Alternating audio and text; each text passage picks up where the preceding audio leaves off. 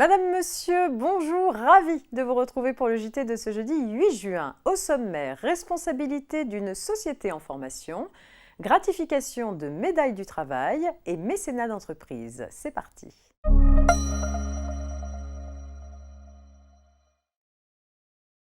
Une société en formation n'est pas responsable des fautes commises par son futur dirigeant alors qu'elle n'est ni constituée ni immatriculée.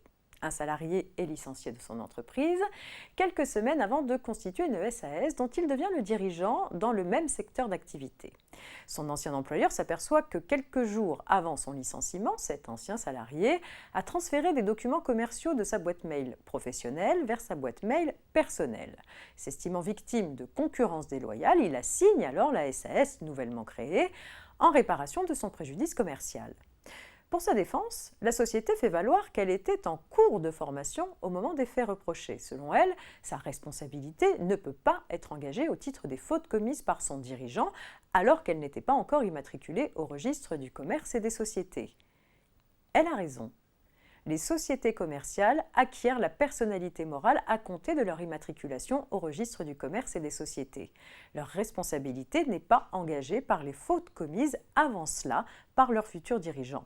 Dans cette affaire, la SAS n'était ni constituée ni immatriculée lors des agissements fautifs de l'ancien salarié qui n'était pas encore dirigeant. Elle ne pouvait donc pas engager sa responsabilité.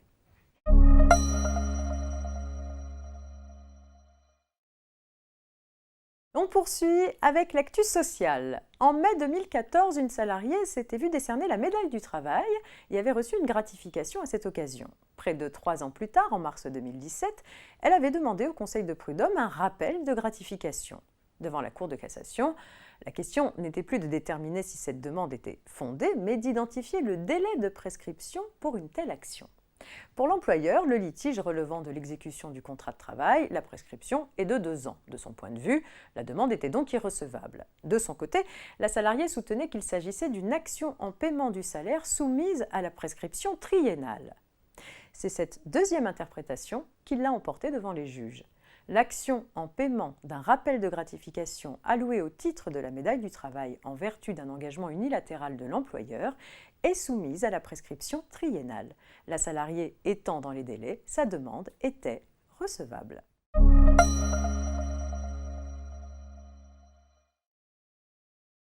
Mécénat d'entreprise pour terminer.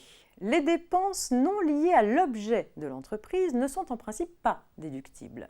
Toutefois, les entreprises sont autorisées, sous certaines conditions, à déduire sur 5 exercices le prix d'achat d'œuvres d'artistes vivants et d'instruments de musique dans la limite de 20 000 € ou de 5 pour 1000 de leur chiffre d'affaires.